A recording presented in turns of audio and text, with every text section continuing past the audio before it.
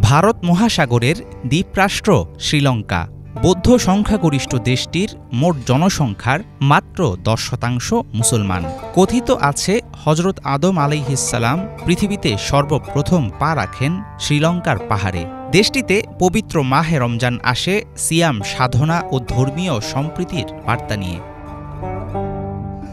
টাটকা ফল আর ফলের রসে তৈরি শরবত দিয়ে ইফতার শুরু করেন শ্রীলঙ্কার মুসলমানরা। ইফতারে হালকা ধরনের খাবার খাওয়া এখানকার রীতি। অঞ্চল ও জাতিভেদে আছে খাবারের ভিন্নতা। সুগন্ধি মশলাদার আইটেমে শ্রীলঙ্কানদের জুড়ি মেলা ভার।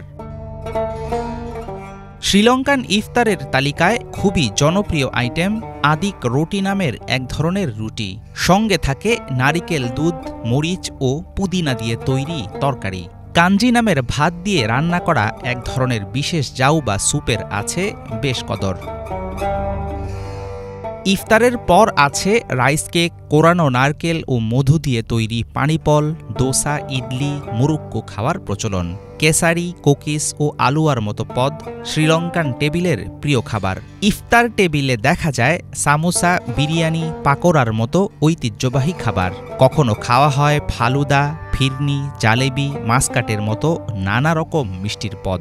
ভাত, ঝাল মাংসের তরকারি, ডাল, সবুজ সালাদ, মাল্লুম ও ডুবু তেলে ভাজা লাল মরিচ খাওয়া হয় দেশটির প্রায় সব অঞ্চলে।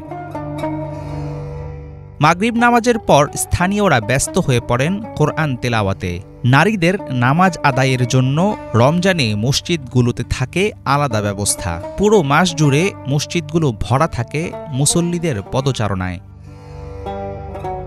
চলমান অর্থনৈতিক সংকট, জাতিগত কোন্দল ও অভ্যন্তরীণ নানা কারণে আগের মতো নেই রমজানের উৎসব মুখরতা। তবে সবকিছুর পরেও আনন্দ আর ক্ষুধাভীতির মধ্য দিয়েই কাটে শ্রীলঙ্কানদের রমজান।